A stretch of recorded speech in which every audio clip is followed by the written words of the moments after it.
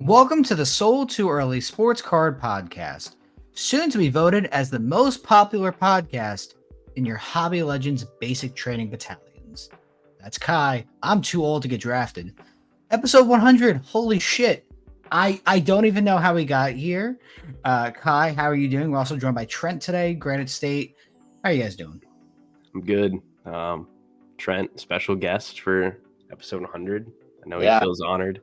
I feel very honored to be triple digits, bringing in all the hundreds. It'd be exciting. It would be a good episode. Yeah, dude, I appreciate you guys making time. Kai, I appreciate you actually being okay. I know we talked about before the podcast. Thankfully, the hurricane situation in Florida did not really seem to impact you much, which is awesome. Way more important than cards. Super happy about that. Now I'm done being nice to you, though. Fuck you. Okay. You were missed, though. Appreciate it. I have to watch last week. Still haven't gotten a chance to. Basically, the crux of the conversation last week, Kai, was no one cares about Big Ben, Eli Manning, Phil Rivers, Matt Stafford cards, Matt Ryan. I think me and Trent would disagree. No one cares in terms of the pricing of them because you can buy a Matt Stafford NCRPA 9510 for under $2,000. What do you reasonably think a Joe Burrow, Josh Allen, Lamar Jackson, Jalen Hurts RPAs are going to go for when there's way more of them when they're at the back end of their careers or retired? That was basically the conversation. What's funny about that is I can guarantee you that nearly a lot of the game used patch autos of them are starting to outsell the nice RPAs. I don't even know how many game use patches they have. I mean, I could speak for Matt Ryan. He has a decent amount. They kind of stopped in 2018, I want to say, in that kind of time frame. I mean, as far as I know, and Trent, you probably would be more of an expert here, Mahomes has one game use patch. It's in Flawless. And I don't think I've ever seen Lamar Jackson, Josh Allen, Joe Burrow, Justin Herbert have game use patch autos or even game use patches in general. I know Josh Allen has the the Panini National Father's Day. He has a Letterman game use patch from that. But that's the only one I've ever seen. I don't know. So from my recollection, I know Josh Allen has game use because he has the NT Colossal set. Their game use patches. There's some actual dirty patches for Josh Allen's patch autos. I didn't think Patrick Mahomes had any game use patches, but David says he has one in Flawless, which might be true. I'm not entirely sure, but I know that Josh Allen has NT Colossals for sure that are all game used. Yeah, I do know for a fact there's one either subset in Flawless or... Is it the Super Bowl one? It's one of the Super Bowl ones. I've owned one, actually. If I can find a picture on my phone, I will. I can't remember when I owned it. I know who I sold it to, so maybe I can go through the messages there. But I'll try to find the picture of it. I'll see if I got the back image of it saying game worn. But I don't think Burrow, Lamar, Allen, Herbert, I should say, those tier of guys have game use stuff. And it's a very weird conversation because that tier of quarterback, those 23 to 29-year-old QBs will eventually be out of their prime. They'll be on their second or even third team in some instance. A lot of NFL legends move on to a second team or even a third team. What do you reasonably think is going to happen to their NCRPAs, their contenders autos, their random as gold standard rookie auto, or some second or third tier product when they're 37 years old and they're a second, the backup QB or they're whatever on some team? No one's going to give a shit anymore. And they're going to be outsold by Arch Manning's left nut and some random 12-year-old who's not even in... Dude, Arch Manning cards are I don't know if you guys have looked into them at all. They're ludicrous right now. No, they're absolutely ludicrous. What I'm saying is that, Arch Manning will outsell those players by far because he'll be in his prime at that point. He's a superstar, theoretically. And some random 12-year-old who none of us know yet is going to be the first overall pick in the draft class, and he's going to sell for $25,000. And why is he outselling Josh Allen? Josh Allen did all these things in his career. This guy's done nothing. It's the same conversation we're having now with any good QB who we all saw play. Eli Manning, Big Ben, Phil Rivers, Matt Ryan, Stafford, who's still playing. That was the main crux of the conversation that I had last week. I do agree. I think the big difference is that the Eli Rivers, Big Ben, whoever, they were never in their prime when the card market was this high. So it's Yep. like the Burrows, the Allens, whatever, their NTRPAs, like I agree will go down when they get older, but they won't get as cheap as these other guys because they start out so much higher. So they might decrease in the same way, in the same percentage, but the dollar it actually costs to still buy those will probably be higher than those other guys because I don't think people will let those investments drop that much that quickly. Dude, all it takes is one bad comp to set everything off. I mean, I sorry, agree. go for it. No, Yeah. I agree with the bad comp thing. I mean, it happens every day with cards. Yep. I just know that, like, Burrow NTRPAs were as high as, I don't know, 30, 40, 50 grand, whatever. But, Yep. like, those other quarterbacks you were talking about were never that high. And, like, they found a place where they plateaued. And I agree that the Burrows of the world will find a place where they plateau. I just don't think it's as low because their market just started so much higher. No, and that's Trent, 100% right. Completely agree with you. It's a fun conversation, though. And you could also bring into it, like, they have so many different RPAs and rookie autos and sticker autographs and whatever, and essentially junk that will theoretically go not to zero, but like right around a cheap number. Could I say something real quick? Go for it. I saw this on Twitter, so this isn't my thought, but like, if you think about it, we're kind of missing like an entire like era of quarterbacks. Because if you think about it, from 2012 to about like 2016, none of those quarterbacks are like even relevant right now. None of them are in their prime in the early 30s. You got Geno and like Jared Goff. That's yeah. That's an entire 5-year period where none of them are still playing in their prime, basically. Yeah, I mean, Goff and Dak are the same rookie class. That's Dak too, yeah, I guess. So there's 3 guys in 5 years that have entered their prime still in the league. I'm trying to think. I'm trying to think too. I mean, Stafford's obviously Stafford is up there in Stafford's age, like almost 40 though. He's not really in his prime. He's well past his prime. He's well past like everything like that. Like now we're getting to the conversation of like all these players theoretically will have NTRPA rookies. I mean, Rodgers won't, but Rodgers is 40.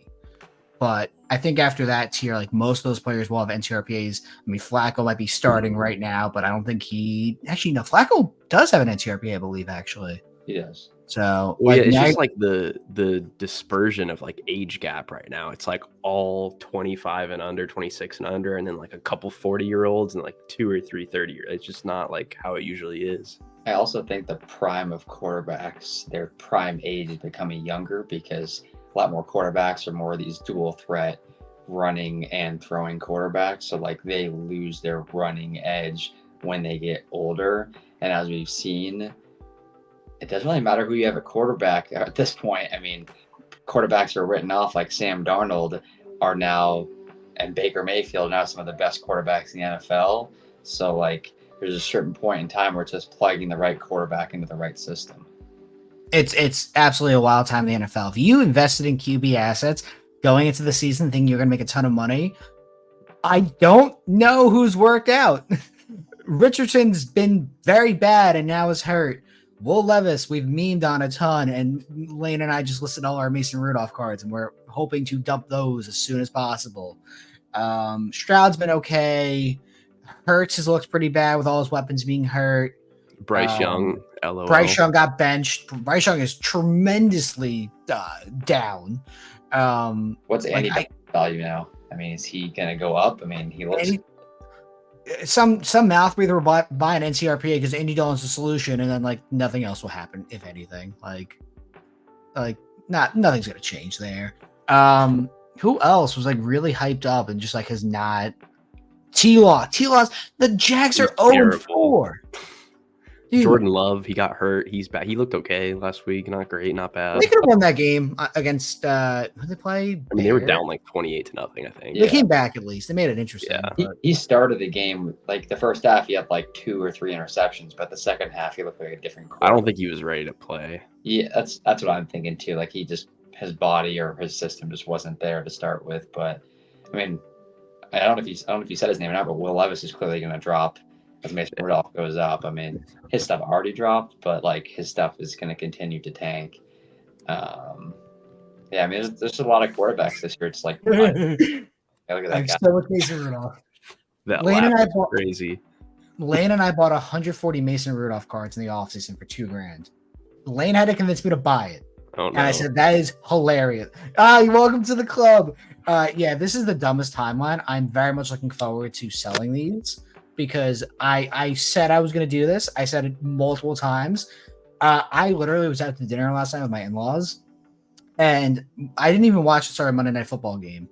I got 7 DMs in a 5-minute period about Mason Rudolph starting or coming in, I should say, because Levis got hurt, and I just started laughing my ass off. And I had to we were leaving dinner anyway, but I'm like, yeah, we gotta go home. I gotta go start this. This is the best meme timeline ever. I need Levis to be out for a week or two, and then I can sell off, and I don't care. I mean, that.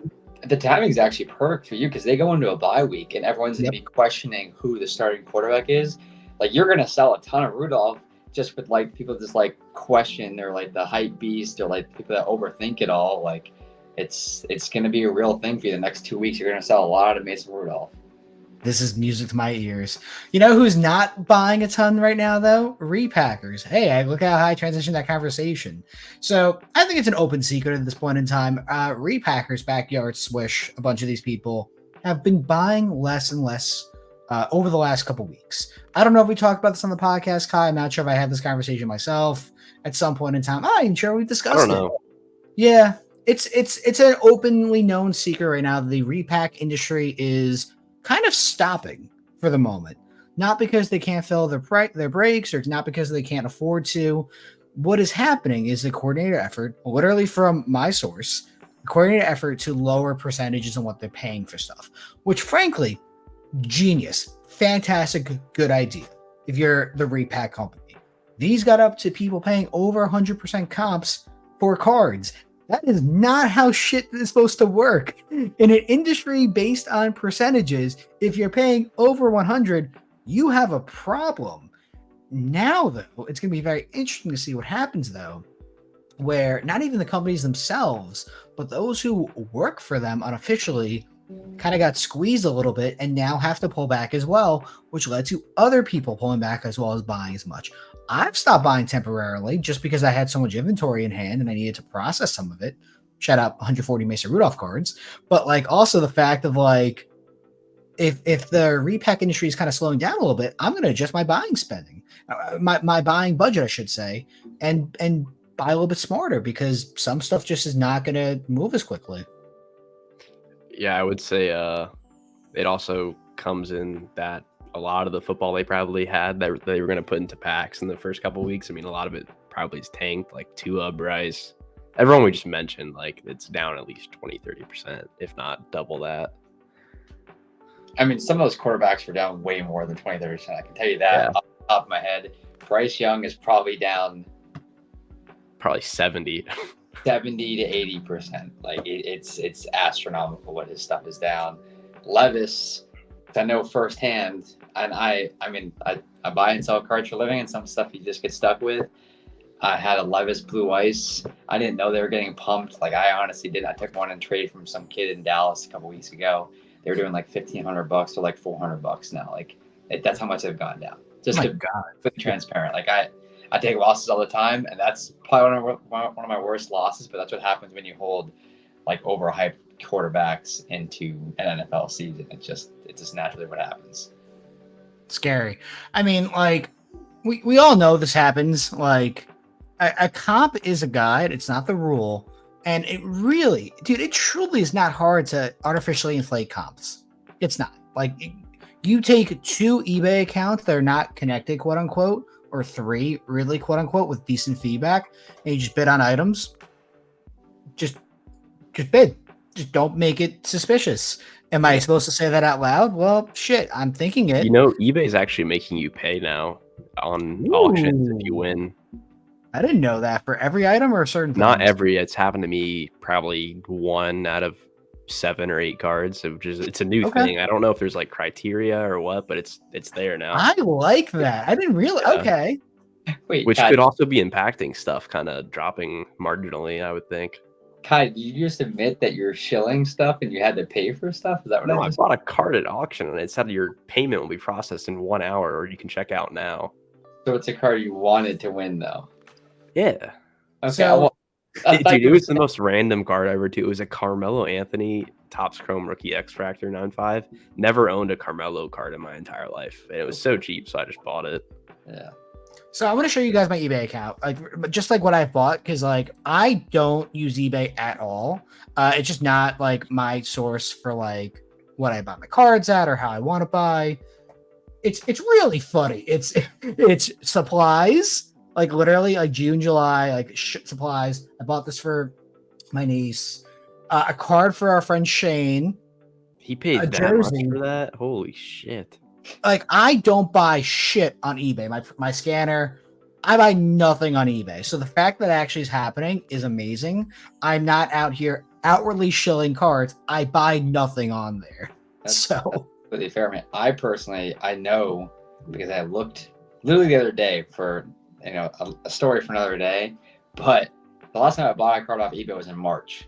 wow. So it's been whatever 5-6 months, whatever that is, but it's tough. I think there are a lot of good deals on eBay, but as someone who does cards full time, if you buy something online that's unique, the comp is there. So unless you're reselling it on eBay, so you really think you get a really good deal on it, and someone out there on eBay will pay more, it's going to be hard to find someone at a show to pay more because I feel like there's less collectors going to show and more investor or flipper or whatever repacker people that are paying a percentage based off whatever sales they can find. So if the only sale is your purchase, you're kind of shit out of luck. You're suffering from success, especially if you actually get a steal.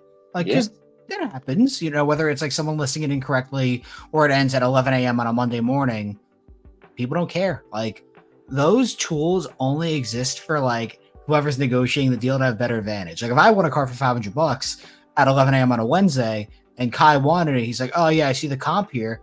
Oh, motherfucker, did you bid on the item at 11 a.m. in the morning? That's what I thought.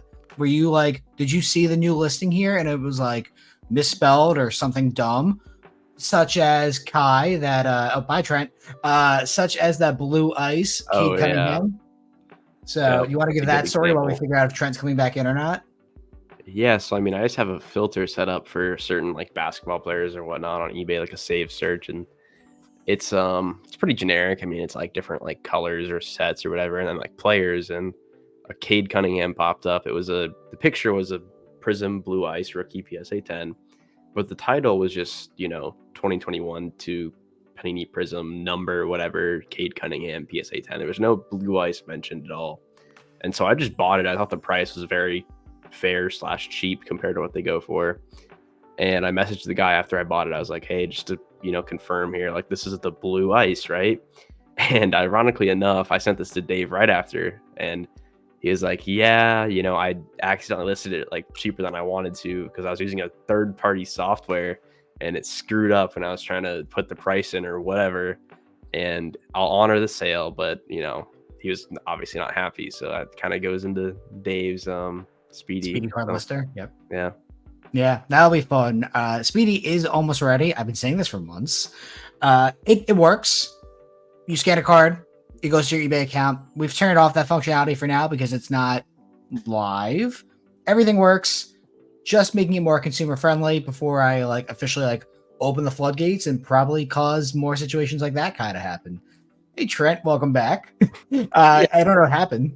I don't know what happened either. It just kicked me out of the stream, and then Okay. the construction outside is absolutely killing me right now. I can't even hear it. Yeah, I don't hear it either. It is what Yeah, it your is. phone is great for this, dude. I mean, it is unbelievable. Have you ever considered doing this full time? Yeah. Something that I did want to go back to though, because it kind of started this whole conversation that David brought up, was the market has completely changed in the fact that you were talking about how we're talking about public sales and paying a percentage.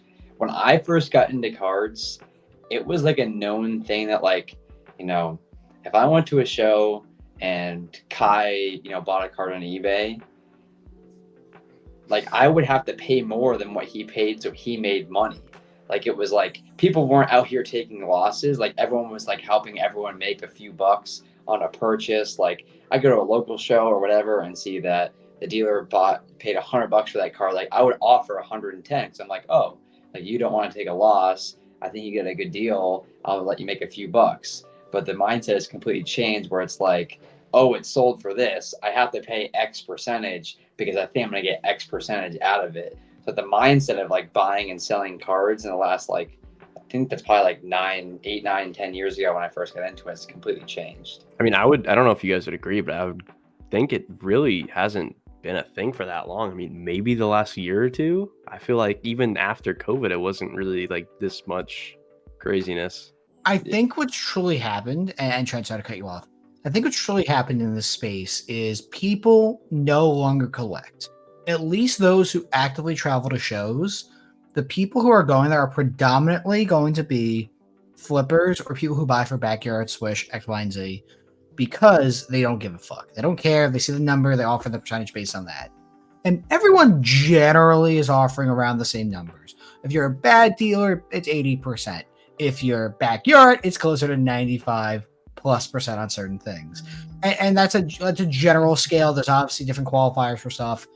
Like if you're buying weird TCG, you're probably paying 70, maybe 60%. If you're buying wrestling cards, you're probably paying 70 to 75%. You know, it's going to depend on what you're buying. If you're buying LeBron James Topps Chrome PSA 9s or 10s, you're paying over 95% probably based on what the item is or Fleer MJs, whatever it's going to be. The people who travel to shows with most cash don't actually collect. It is a job. They have this role, buy this for this, sell it for that. Nothing else matters. Move on. And whether that's good or not, it's here and it's not going to change. I can't say if that's good or not. I can tell you that from the financial side of things, you want that to exist. You always want the exit strategy in case you make a mistake or you take an item back and trade you don't really want per se, or you know you can get out of it if you need cash quickly. There's a lot of reasons why that would be good from an industry perspective. Now, is sports cards a hobby? For certain people, it is. I can't name someone in my day-to-day life who truly just collects. I know people who flip cards, like Kai, who has like their own little PC as well. You know, Kai loves the Falcons. He's going to have Matt Ryan cards with Julio Jones. And like, hey, maybe he wants to sell this if he can, but he doesn't have to. Or I know people like Trent who do this full time, who I'm sure, Trent, you have some kind of PC in your collection, maybe something kind of cheap or whatever. But I imagine 99.8% of stuff you own is inventory to sell to make money because you do this as a job. Everything's got a price. Yeah, which is fine. Like, I don't blame you. I think it's a good thing. Now, the hobby side of things is not gone, but one of the funniest things I saw was Topps post a couple days ago. It was the Shohei Ohtani 50-50 set, and people were talking about how like, oh, you can the case hit or the best hit from the product is going to be like the MLB logo man from the Shohei Ohtani 50-50 pants. Like Topps got the pants from the game. They're putting in a car, like awesome. And dude, the amount of comments like, this is so expensive. I can't wait for a breaker to get this. What the fuck do you think is going to happen? Are you going to go out and buy a box of this for $250 each, which is relatively cheap these days, or a pack for $26? No, you're bitching and complaining about it. You're not going to hit the card then. If you want to have a chance, you have to buy it or understand, hey, not every product's made for you. I don't look at Flawless when it comes out and say, oh, I want 17 cases of it. I know my budget. I know what I can afford. I'll go, if I really want to buy a product, I'll buy something cheaper. I'll buy into a break of it. Like, what do you think is going to happen? Yeah, I think there's a couple things like from the Ohtani product that you just brought up that like makes me question. The first thing I actually thought of is, has the triple auto from the Topps Now set been located, the basketball Olympic one? No. So what actually just happened today, what was funny, Meeks, Petrocat, Meeks is a awesome human being, just the nicest person, would give you like the shirt off his back, just a good person. He was on a vacation and he came back and he pulled number 5 Kevin Durant. So like there. I will say in a few months there might be some news about the Curry 101 auto. What do you mean? We'll keep that mysterious for now. Are you talking about the wait? Are you talking about the? There was something I saw that like a guy was moving and like he got a package delivered and it was like a Curry auto. You talking about that one, Kai? No, You let's talking just say the Curry 101 auto has been hit. Oh, so you own it? No, I wish I owned it. Someone we I know. would have owns said it by now if I owned. Yeah. Let's just say it's been redeemed. You are being way too coy about what the fuck do you know, Kai? I can't say anything right now. Sorry. Did you text me after? Maybe. In like 6 months when the card's made, we'll talk more about it. You're a piece of shit. I hope you know that. Fuck you. The other thing I want to bring up from you bringing up the Otani product was it makes me think about the repacking and people that buy repacks a lot, and then all of these new Topps things that have been coming out, because I feel like I don't want to say the whole reason of why people were buying repacks was like, I guess the repacks give you a safer floor, but they're chasing something bigger. And they know there's something like solid that's guaranteed in a repack. And people that just buy into breaks in general are just big gamblers. And now that these Otani products, the USA, like all this stuff that's been coming out is like an option, they can even chase something even bigger. And for only $250, you can get this Otani card that I'm going to assume is going to sell for what? 100, 200, 300, who knows how many hundreds of thousands of dollars. Like, I'm not exactly sure, but like the cost to actually get in to have that gamble, have that risk isn't that much. And there's plenty of other things you can hit too, like autos and the numbered, like there is a floor to it. Like Topps bringing us all these products every week from all these moments, or like the Messi Curry duel. Like they have all these things coming out every week. Might be taking money away from repacks and people are putting it into these Topps products that they're coming out with. They're printing money with these Topps now, like random give like 101s you can randomly hit. Like they're printing. I'm surprised they didn't really like hit on this a while ago, honestly. Dude, the triple that I had, the LeBron James, Curry, whatever, Durant, I think it was like 675,000 of them printed. So what? There is 30 autographs total, roughly. I did the math when it first came out. I forget what it was like 0.0001% chance to hit something that wasn't a base card or something. Yeah, I think they made like $8 million or $10 million. Yeah, it was crazy. It was something ridiculous. Like the Otani printed millions for them. Daniels just had one. Yep. Caleb had one or two, I think. Like I personally think it's a good thing. You're letting the collectors choose what they want to spend their money on. Is it overpriced trash? Yeah, but guess what? You're allowing people to choose to buy it then. That is up to them. If you can't fix stupid, so you might as well embrace it. And if the industry wants it, they're going to buy it. And isn't that the point? I thought this was a hobby. They're choosing to spend their money, $10, $15, $20 on that. Okay. That's what you want, the ability to choose. That's what you get. If you don't like it, don't buy it. What? I don't understand how people get like so butthurt about it. I think it brings in an old aspect, but a prior aspect we've seen in cards. Like it's capturing a moment. Like in a weird way, it makes me think of, not in the same way, but the Top Shot stuff that got really popular years ago, and it was like, this is your chance to own a piece of that moment or own that exact moment. I don't believe in NFTs. I don't really know anything about them. I just don't. But like, this is almost a physical version of that, where like you're trying to buy a chance of history. You're owning part of the moment, whatever it is, and they're kind of capturing that a little bit. Like it's almost like the maybe even the art side of cards, like why people buy into it, combining with the physical aspect, the autographs, the patches, like they're putting that all together. And you have such a slim chance to actually get it, but like I think that's another aspect that is driving people to go out and purchase and take a risk, because even if they don't get it, they're still like, okay, it's cool, like I still own, the Otani hitting 50-50, like they still have the moment, just not like maybe the card they wanted. Yeah, I mean, listen, those are gonna be dollar cards today. It's not shocking. I will tell you that I already know what's going to be the most.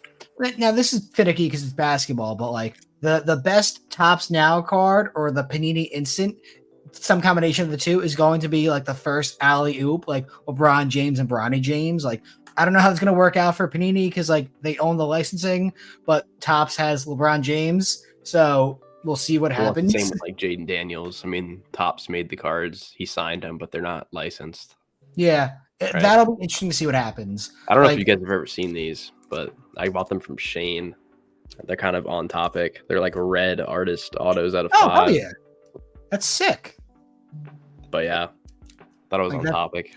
Yeah, think- that's super cool. I think Like, mentioned too, which I'm super curious how it's going to pan out now and the next couple of years, is the whole unlicensed factor. I mean, how well do these cards hold value being unlicensed? Because no one, and I mean no one, that I know at least, buys Leaf because they just don't believe in it. But now a lot of people are buying Topps unlicensed cards. Yeah, there's some Leaf, but people are buying Topps unlicensed cards, and it's like, what's the difference between Leaf? Because I think Leaf comes out with some cool stuff, but I just can't move it to anyone. I just don't know anyone that buys it. But like, they use game use patches, and they put like some of the best, quarterbacks and running backs on triple and quad autos. They do a lot of stuff at a fraction of the cost if you wanted to get into it or buy that individual card if it was licensed. And now people are paying that same licensed money for unlicensed cards, and they're completely okay with it because I think it has the top stamp on it. Like, it's got their stamp of approval. So I don't know what we're going to see in years to come, but like composite, which was like, I thought it was a really good concept. There wasn't a lot of like bum rookies in there, and they had a lot of good players. But like when it first came out, it was selling for crazy money, and the patch autos of rookies were selling really well because it was the first, patch autos for a lot of those quarterbacks. That's a sick Brady guy. there you go. But now the value of those the RPAs have dropped significantly because there's so many they produced, because like you could hit them easily because they're the only rookies in there, and they had so many of them. Like, I just don't know how down the line they hold their value. Like, I would rather own, as Kai brought up, half hour ago in this episode, down the line, I'd rather own a game used license patch auto than an RPA from one of these Topps composite products. Like, if you had an option to get a Stroud game used patch auto or a license card, I'm taking that over a Topps Stroud RPA 10 years from now. Absolutely 100% agree. Would not change a single thing you said. The only thing that will be interesting is when those licensed products come out for Stroud, Caleb Williams, Victor, Brandon Miller, any of the quarterbacks who are going to be in next year's product or the following year, because it's a very weird, like, ugly divorce for another 2 or 3 years across football and basketball. Like, who's the Duke player that people are going to like next year who's going to be drafted? Cooper Flag. Like, he's definitely going to have, like, Topps Now autographs and stuff. He's not going to have licensed stuff. Well, the ones this year did too. Yeah, the SAR and Ricochet. No one gives a fuck about them already. No one gives a shit. So, which is hilarious. Like, and they can end up being pretty decent. No one cares. Like, we're already off to a bad start there. I think something that they will do, and you can clip this 5 years from now if this podcast is still going on, is that retro RPAs. they're going to buy rookie game worn jerseys or rookie season worn jerseys, and then make products with those jerseys in them, and then call them RPAs because the jerseys are from their rookie year and they didn't have any licensed RPAs before. That way it's almost a loophole where it's like, oh, you can still get into their RPAs 5 years after they actually had a rookie season because their rookie jerseys are in there. It's just going to happen.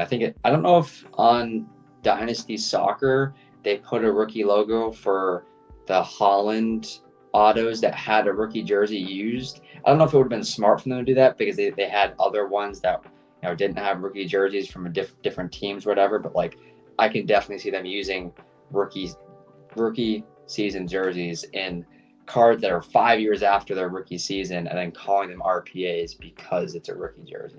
We could go down a whole rabbit hole about that, but like the one thing I think of is when we talk about that is like in 5 years when they try to do that, I mean, who's even going to be relevant? like Stroud, no one's gonna want a Bryce Young game used RPA. Like They'll know by then. Like I'm just saying, there will be such a small amount of people that will actually be worth doing that for that people would want. Yeah, but if we look back at like that's yes, I agree for this draft class, but like if you look back at other draft classes, there are plenty of quarterbacks that like maybe Plus the future, or as yeah. a backup, and then 5 years later they're a really good quarterback for another team. It's just like quarterbacks, like we want them all to be good, but the reality of them is there's only like one or two players that actually pan out from every draft class right away. Later down the line, some guys might get a role.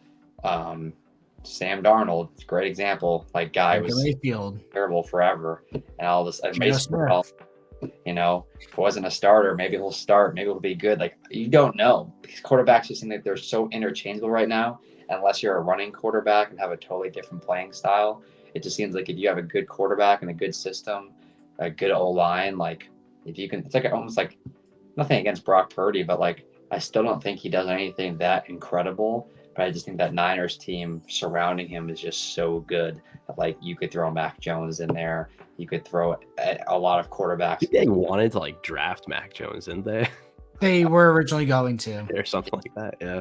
So I don't remember the full story. It was either like John Lynch wanted Mac Jones, or like the owner wanted Mac Jones, and then like the other one wanted Trey Lance, and they got overruled basically.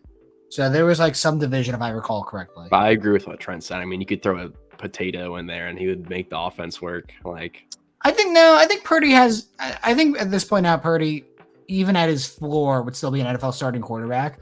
I think he's proven that he's quite good. I can't tell if he's the 15th best quarterback. I can't tell you he's the 5th best quarterback. Do you guys know who their backup is? Isn't it Joshua Dobbs? Yeah, they have a really sneaky backup too. Yeah, Joshua Dobbs is good. Yeah, there are a lot of backups that could probably. I don't know. I really don't know. I mean, Bryce Young could go to a different team and be a star. He's gonna get traded. He's gonna be traded. Sometimes it's just like after seeing actually what happened with Baker in Carolina and Darnold in Carolina, all these quarterbacks like who play for one team and they don't succeed and they move on to a different team, they do succeed. Like sometimes just the system. Like I think the coaching staff and the head coach of the Panthers and their system is just built for a veteran quarterback, and they don't like want to like I don't know teach Bryce Young that to get into the system. They can throw Andy Dalton, the who knows how many year vet, and he just picked it up right away. Yeah, I will say this, and I've put this on Instagram before, but I'll double down here. Bryce Young will get traded to a team like the Rams, the Steelers, I'll even the Giants in there as well, as like a potential like this is the offseason type thing. It would not be this year, but Rams make sense if Stafford retires. Steelers make sense if they want to move on past Justin Fields or Russell Wilson because I don't think Justin Fields is very good. So like that's my opinion. Giants because they will almost certainly I hope move on from Daniel Jones and like hey maybe we can light a fire into this kid's ass and like get him going. Can we do an experiment? What? Can we all pick one guy who is kind of down bad for being a young quarterback who we think will end up actually being good? Can I put T-Law in that list or no? What is the line? That was gonna be my pick, honestly. Yeah, but I think T-Law's $275 million contract means that. Be good. I wouldn't say he's too down bad. Yeah. I have a funny one that actually kind of correlates to that. I think Mac Jones is going to catch on somewhere. No, I don't think so. Well, that's just my prediction, Dave. You don't have to agree. No, it's fine. Like, what has Mac Jones shown you, though? He probably be better than T-Law right now. That is a really bold statement. I think Mac Jones isn't maybe showing you anything, but Brissett, I'm a Pats fan. Our O-line is so bad. He just gets battered every week. Like, we didn't really make a ton of changes. Like, he probably just Mac Jones got killed last year. And it's like, I guess if I had to pick a name because of that same reason, even though this team is doing well, I'd probably say Sam Howell because he was sacked 65 times last season. Like, I mean, if you're getting beat up that much, like, I don't know how he existed. I don't know how good you can be. I know Jaden Daniels is more mobile, and the Commanders are a very good team right now. But it's like, I'm not saying Sam Howell is bad because the Commanders are good this year. Like, Sam Howell could be good. He was just on his back the whole season. So, like, I'll take Sam Howell. That's probably my guy. Yeah, I mean, I'm trying to go for like a deep pull. Like, I personally think Spencer Rattler's gonna be a good quarterback one day. But he's not That really, could be. he's never played though. He's not Well, really, that's why I'm trying to think of like what's a deep pull here because like we both agreed on T Yeah. Law. I think Spencer Rattler's gonna be good one day. I'm not Hooker. sure. What? Hendon Hooker hasn't had a I chance. love Hendon Hooker. I literally have a card to my right somewhere. I just bought the other day. I'm trying to But stock that's up not on him. fair. It's hard because it's not really fair to be like, He's oh, never hey, played. dude, he has never played, so it's like He's I'm looked not- so good in the preseason though. exactly. So it's like, Like, I don't know. I'm trying like the talent in the NFL has never been this high, and the talent at QB has never been this high either. But a lot of it. Disagree. Okay, Talent maybe at quarterback's terrible right now. I would say. Fine. The quantity of talent, then, like the middle point, is better Dude, than. I don't know if you think back to like 2012. I mean, that was like some of the best quarterback play we've ever seen. 2013, maybe. Okay, so what you're saying? Matt Schwab is pretty No, good. Peyton Manning, Tom Brady, Philip Rivers, Russell Wilson, Matt Ryan, all of them. Matthew Stafford. I would agree just because I'm agreeing with Kai, not David, because you're saying Fair. right now the quarterback talent's better than it ever has been or whatever. But our best teams in the NFL have Geno Smith, Sam Darnold, Patrick Mahomes, Jaden Daniels. Fields, like those are our quarterbacks that are like have the best records. So therefore, like I think that statement like doesn't stand very true unless you think Aaron Rodgers, I forgot about. are that good, which I don't think. I mean, Mahomes is great, but like the rest of them just like doesn't really do the job for me. I don't know. Sorry, Dave. No, it's fine. I'm not gonna. You're probably right. Honestly, I'm just curious to see who the 16th best quarterback was. I would say maybe the floor is higher now with quarterbacks than it was before. I would agree with that. Like Fine. the I overall. will compromise to your point. I think Yeah. the median I'm is wrong lower in this than it instance. was.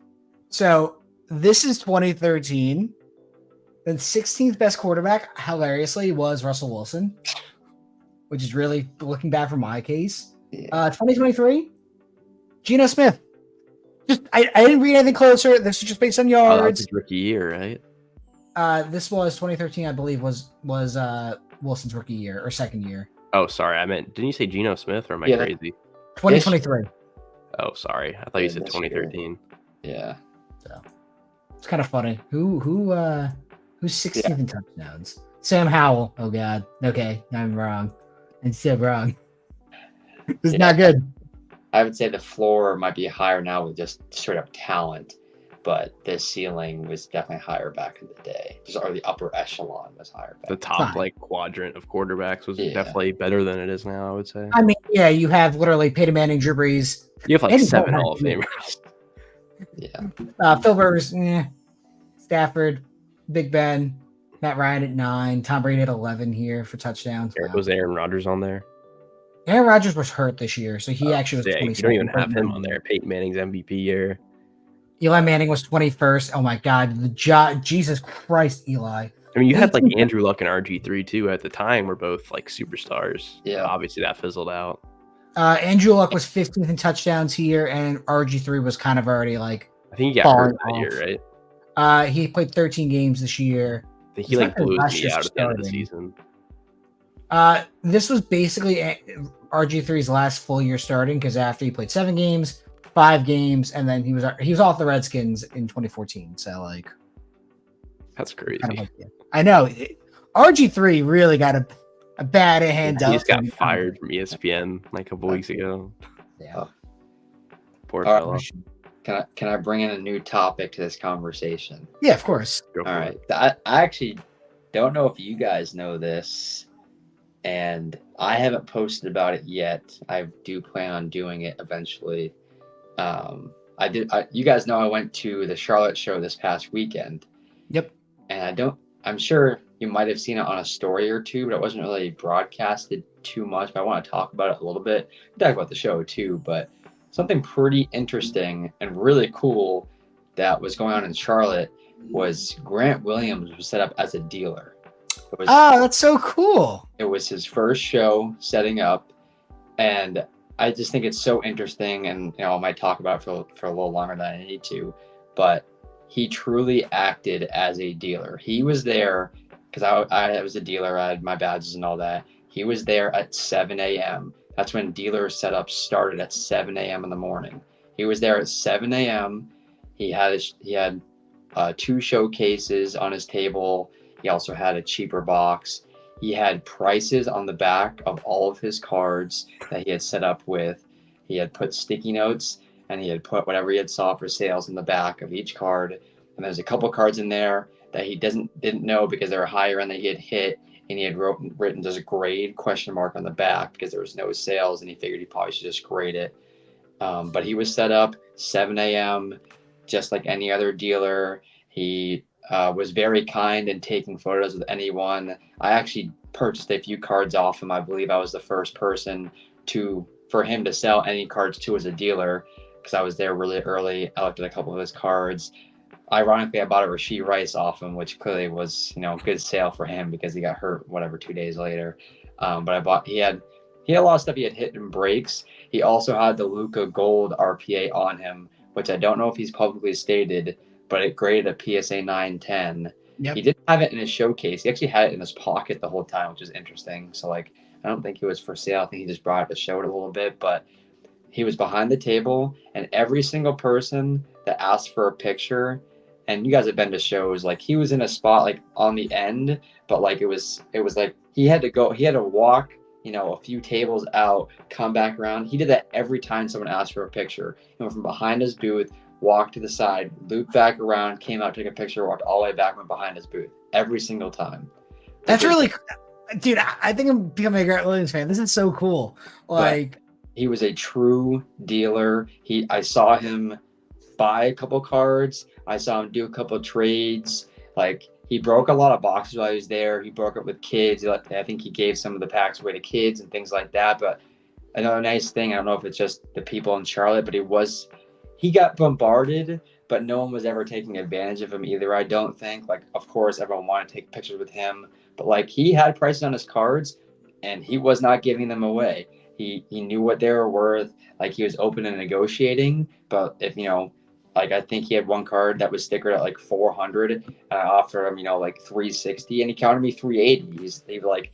He was a true dealer, a true negotiator, and I think he actually enjoys the hobby. So it was really cool to see Grant Williams set up at the Charlotte show.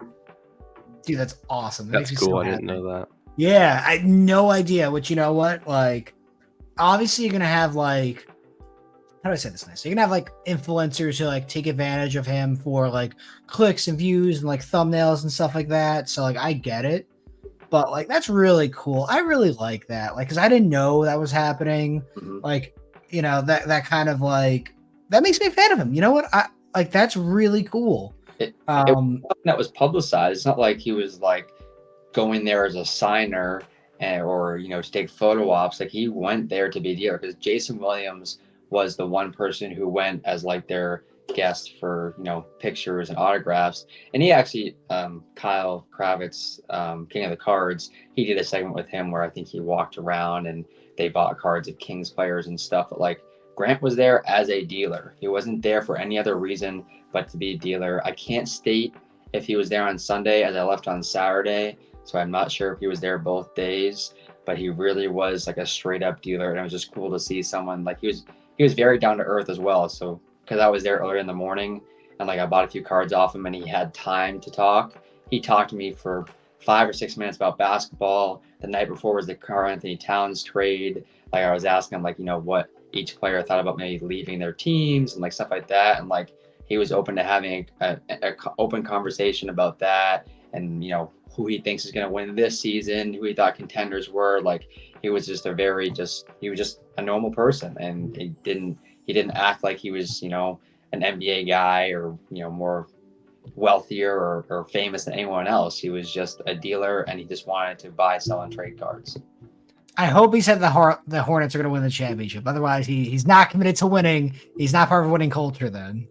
I will not state on what. That's a good answer. It sounds like to me you came on this podcast to brag about being friends with him now. I am not Grant Williams. So, I will state that. Episode 101 is going to be with Grant Williams because Trent's going to get him on here, so thank you.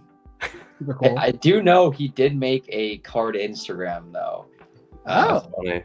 Separate from his main profile. So you can go ahead. You can go. Maybe we can go follow him or put it there. But I think it's like Grant to Will.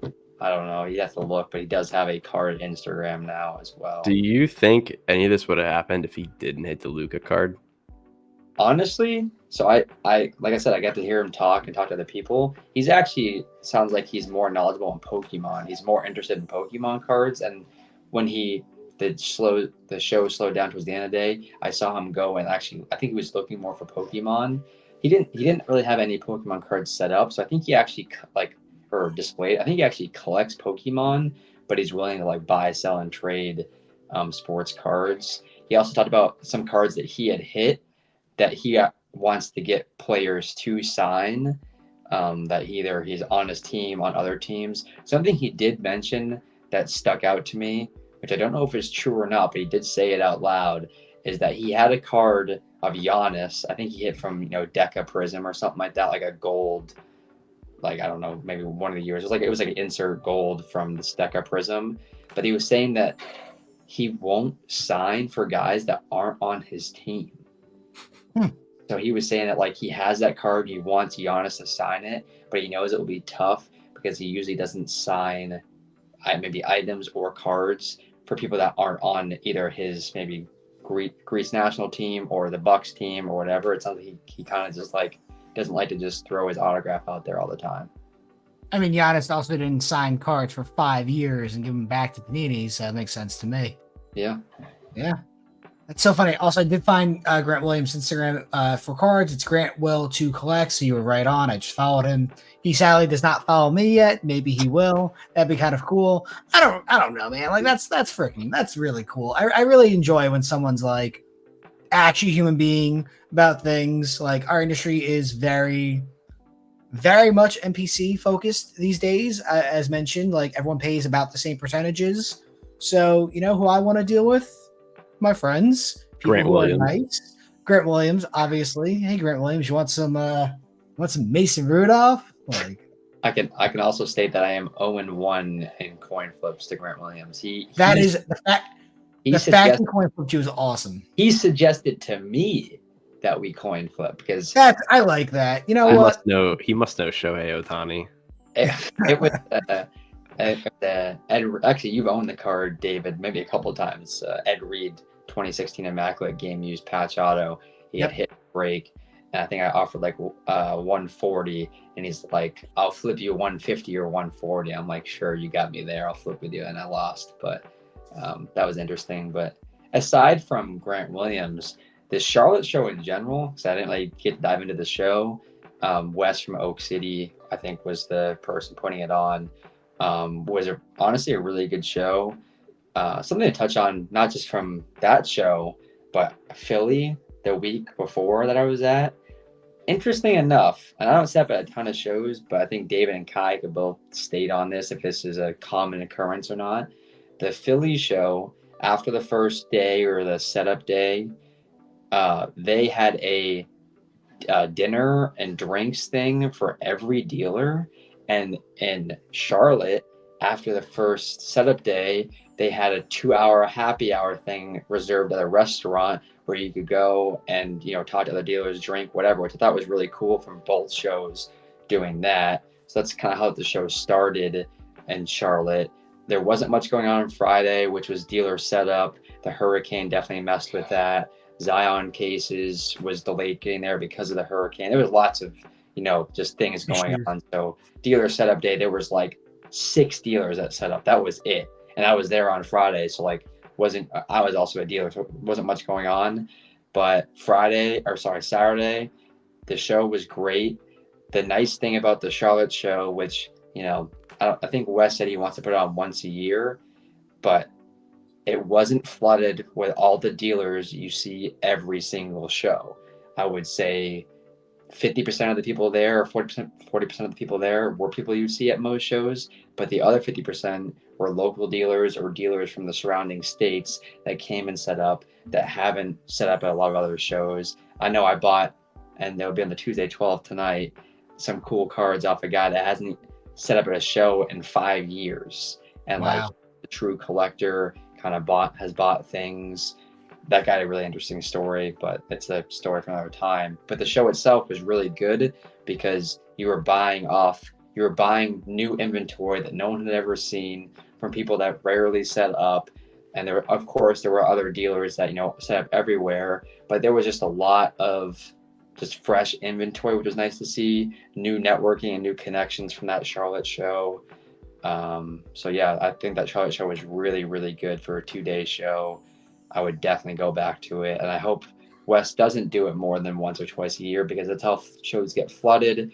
That's how, it just gets overwhelming. I think it's actually smart to only do a show a couple times a year. It doesn't make you as much money, but I think it's good to actually, keep new dealers coming in and out and not being overwhelming with all the repackers coming in every, 2 months to your state. Perfect. Listen, I want to go to Charlotte anyway. I almost want to move there. Just seems like a nice city, good vibe, everything I've heard about it. I'll go to Charlotte for a card show. Fuck it. I'll keep that in mind for the future. So, Trent, I'll need to pick your brain on that when it happens, hopefully in 2025. Or, I guess it will happen in 2025. Not doing a Dallas route where it's every 2 months, which Dallas is my next show. And that's at the end of the month here. And, I'm not ready at all. I'm not really worried about being ready at all. I know for a fact it's going to be the worst show out of it and Fanatics Fest. I have been unable to sell my table, and I'm just going to roll with it because I have to be there. I'm acquiring more table space in the future, so I got to be at Dallas. So I got to go. That weekend is also the London show as well. What the fuck? What? Okay, so we're going to talk about this briefly. 4 weeks here. Pretty quiet time. Charlotte, as mentioned, is not a national show. Philly's on the cusp. Nothing going on this following weekend or the next 3. And then you have London. Go for it. Sorry. I was going to say Nashville is in between. There's like Nashville 6 same weekend. Nashville fucking sucks. I'm just saying it's a show that I think a lot of dealers go to that, I don't want to say it's a national show, but I think it is. I would consider it a national show because it reoccurs a couple of times a year and people do travel to it for a lot of the part. Everyone's a dealer at Nashville. I'm pretty sure if you walk in the room, you get a table. It has 850 tables and 650 of them are bad. So, okay, fine, fair enough. I'll give you Nashville. This podcast is not an advertisement for Nashville, dude. No, and I've gone to I will go back to Nashville if they move venues. The venue it's currently at is trash. And that is completely valid to say. It's like an airport hangar in the middle of nowhere with no food or anything around it. You move to a better convention center or location, I will give that show another chance. It fucking sucks. It's the worst venue by far in the entire country. David goes airport hangar in the middle of nowhere. All I can think about is the Cleveland National. That's exactly what I was going to say. Also fair. Guess what, though? At least that's only once every couple of years. And from my sources, the president of the National, they're not going back. God, that was so miserable. I thought it was so funny. You said that. I'm like, is he talking about Cleveland? Because that sounds like Cleveland. That's literally Cleveland. Well, I can tell you, I will wait for certain things to be said and announced before I say anything else about that. I will tell you the National in Chicago next 3 years is going to look a little bit different, and that's what I can say about that. I was going to say real quick, just kind of going back to what Trent said a little bit about how the Charlotte show was comprised of kind of a different group of dealers. I think that's what's going to make the Orlando show really good. We haven't really had anything in Florida or even really the Southeast in general. I think that's actually their motto for the show. But what show are you going to say? Atlanta, Trent? No. I'm saying I'm not agreeing with what you're saying about why Orlando would be good, because it's not a show they're publicly advertising in the Orlando area. You had to apply to be a vendor. So in their minds, they don't want a bunch of vendors they're taking chances on. They want vendors that are established, that do a lot of these shows. I'm sure there will be some new vendors in a new area, but I know they really had an application process where you had to put your social media, if you've done shows, attach a picture of your table type of thing. So they are looking for established dealers to be the ones setting up at that Orlando Fanatics show. Well, I will say what you have to factor in people walking up, people that have never gone to a card show with their cards in the area. There's gonna be a lot of that is kind of what I was more so going Okay. towards. Yeah. A lot of cards that I've never seen the light of day, really. Yeah, no, I agree with that. And that aspect of it, yes. I think the people. You're definitely right about that because I filled it out. I'm setting up, and it was a whole process. But which is good. That should be the norm, honestly, for shows. Yeah, I mean, the shows we travel to, yes, because I don't think there are many people you will ask to be like, I hope there's a lot of vintage this weekend at the show. If you're a vintage collector, then yeah, that's what you're looking for. But like a lot of these shows that we all travel to, we don't really want to see vintage. It's just our preferences. We deal in modern sports cards. So like when you go to a show and 20-30% is taken out by vintage, it kind of deters us from even looking at their table. Yes, I'm sure from someone that's a vintage collector, they know exactly what tables they're going to go to, and the people that are buying something vintage know what tables they're going to go to. But it gives us less opportunity to buy because we just don't buy vintage sports cards. If they have a Beckett book, I'm buying. No, vintage is fine. Don't get me wrong, but like I don't even mind if you have vintage. You have to be a dealer who actively wants to make deals. I don't mind the percentage of people who are vintage dealers. I think it's a good thing, but you have to be willing to like meet halfway on like modern society, pricing of cards, not Beckett, like actually being a person about it. I mean, that's the conversation with the National as well. The National obviously leans much older. So like my perspective has changed a little bit. That's fine. But you have to kind of meet halfway with the modern people who will check comps quickly with phones and alt and card ladder. Like be willing to adapt a little bit, help a little bit. Like if you're gonna go back to your Beckett price guides from 1981, well, hey, guess what? Pete Rose died and the prices of that car went up, for instance. So, like, gotta kind of adapt a little bit. In fact, most people probably in the showcase are dead, but whatever. That's fair. Yeah. Listen, all I ever want to be is fair. So, like, you can't exodus the old collector. You gotta just try and help them bring it to modern times a little bit. Well, one thing I meant to bring up when I think my feed completely cut off and there was another conversation, but Yep. you had to spark my memory again. Is you're talking about like paying percentages and things like that. Yep. One thing I think is actually I think Austin NPT actually made a video about it, but I feel like we live in this in our card bubble that like everyone wants to pay a percentage at the last sale, and like if we continue to just keep paying a lower percentage, that's how we get to zero. I mean, I don't want to be like a negative person, but like if I'm paying 87% of the last comp, and then you want to pay 87% of like a lower comp, and like what I bought it for, you want to pay 87% of that or whatever percentage, like slowly the value of cards continues to drop. And as the value drops, we can't make money anymore, and it's not a feasible industry to be working in it anymore, which scares me a little bit. But I think that's probably why I like to buy unique stuff that doesn't sell, and like why I don't like I'm not a percentage based buyer, because like I hate thinking of it in that mindset, which I'm sure is you're like, oh, that's crazy for business. Like you have to buy at a percentage to like make your percentage, but I just rather buy cards without any sales, so hopefully I don't get hurt down the line. Smart. Listen, Yeah. I'll give you the same advice I've given Kai before about this. And like, this is obviously just making your money work. Hey, welcome to Financial Advisory with David. Kai, have you done this yet or no? Do you take 1% of all your profits and invest it? what are we talking Putting you on about, the spot. dude? Kai, I'm fucking putting you on the spot. You better do it. No. We'll So the answer is no. You don't. I do like a flat amount. I don't do 1%. Fine. I will settle for a flat amount. Trent, this is what you should do. Either 1% of all profits or a flat amount every week. If you're not already doing it, go invest. Like whether it's stocks, crypto, NFTs, I don't give a fuck where you buy. Like put some money that you have available every single week or every single deal, if you want to do that, into stocks or crypto, whatever. And as time goes on, it'll build itself even more. So in case cards go to zero, well, if you put in 1% of your profits across 15,000 deals, probably doing pretty good. Oh yeah, I mean, I definitely like my business. All my eggs are in the card basket. So expand a little bit. I'm saying my business is all in the card basket, but all my money isn't in the card basket. Like I take Okay.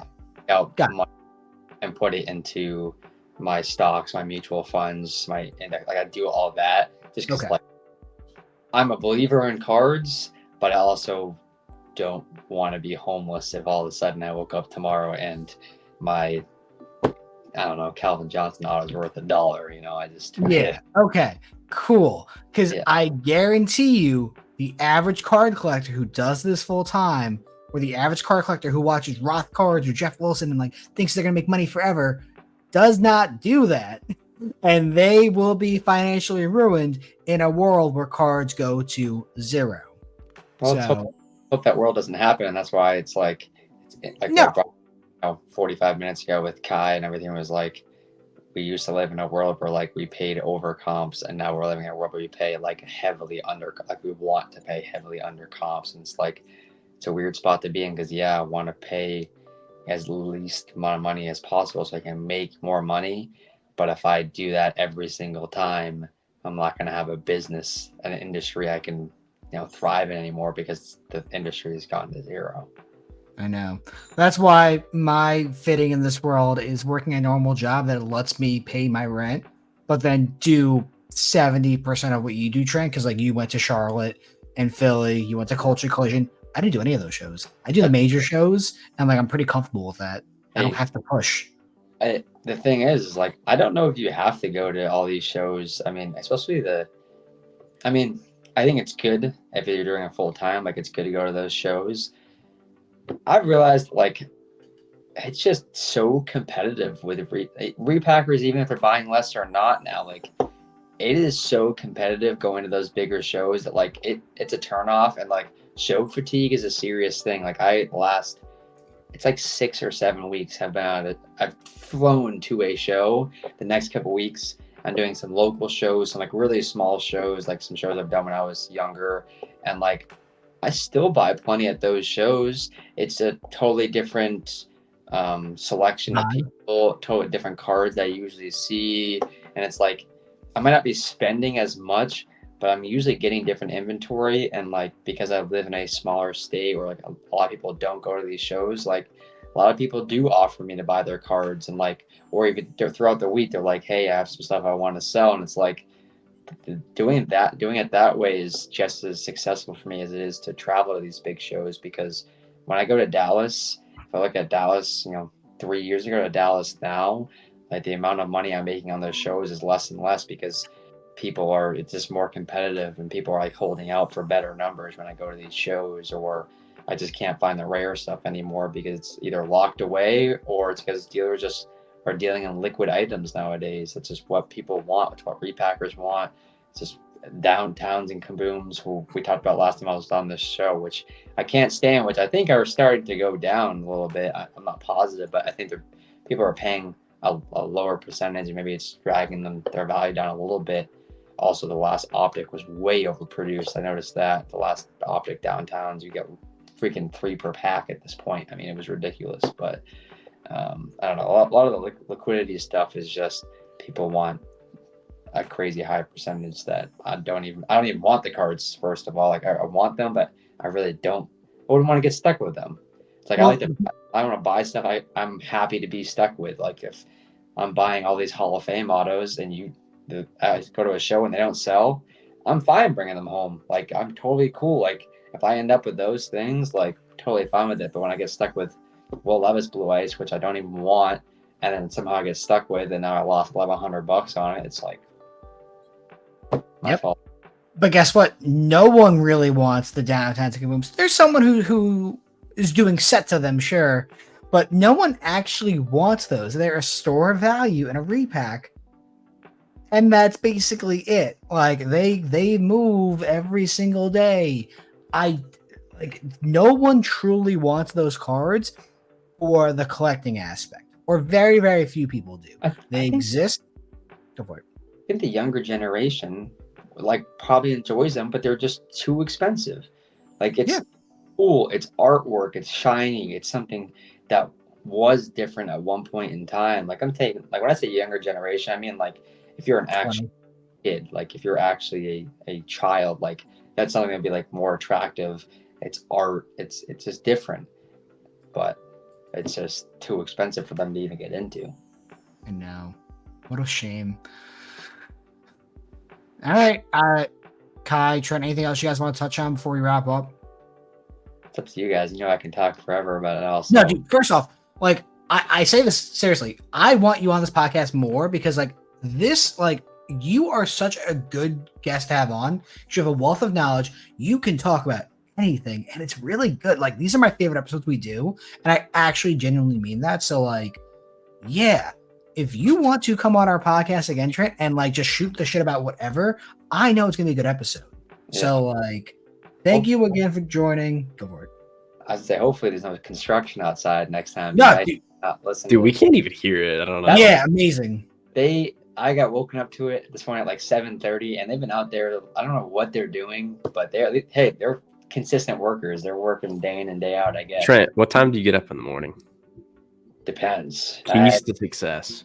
That is a great question. I don't wake up early, so man, I'm a night owl, and I'll explain why too. I just feel like I'm not only more productive at night, but people work from 9 to 5. So like people aren't like if you have a 9 to 5 job, you're not really looking to deal cards during the day anyways. Unless you're Dave. Speak for yourself. Yeah, he doesn't actually work. Yeah. Don't be a narc.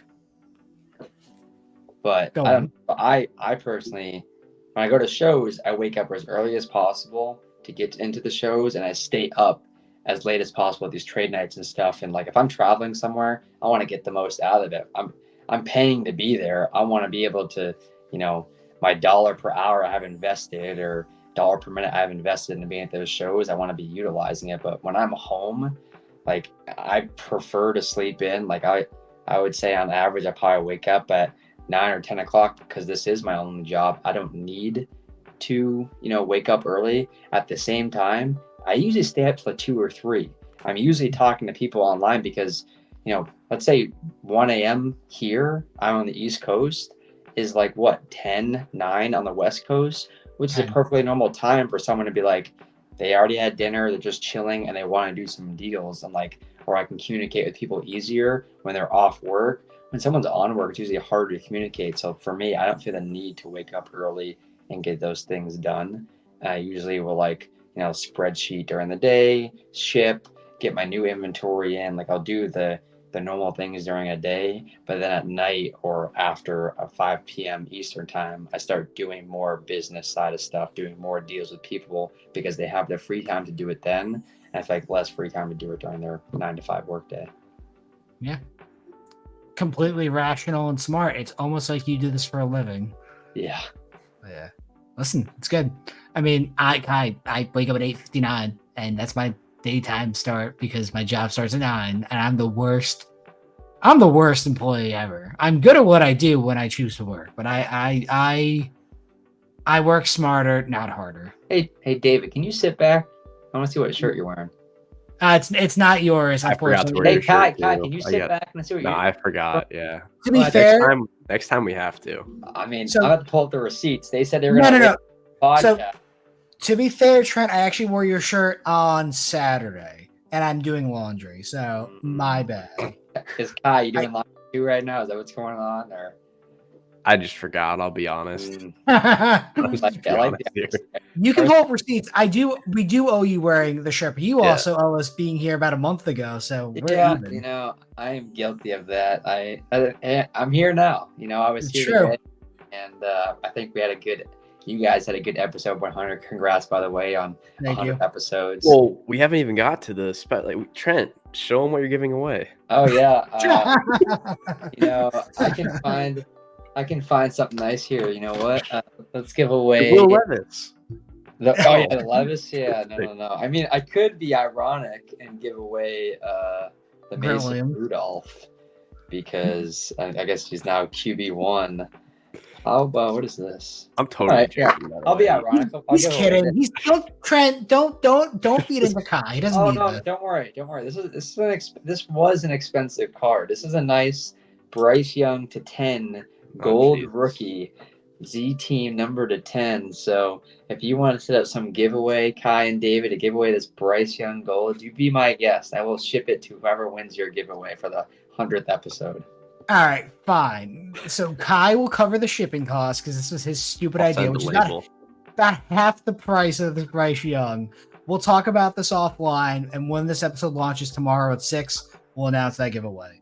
Thank you, Trent. Again, thank you, Kai, for not getting flooded out. Next week, we'll figure out something else to do. We're not going to give away anything else until the next 100th episode, where I'm sure Trent will give away something else that's worthless now, like I don't know, we'll have this, let's say, hopefully. This could be Mason Rudolph or die, baby. This could be $1 million card. Not anymore. as you drop it. 200. Thank you guys for watching, listening. Next week, not that. Go buy Mason Rudolph off me. I have way too many. I'm going to show those. Obviously, I'm a bad person. And goodbye.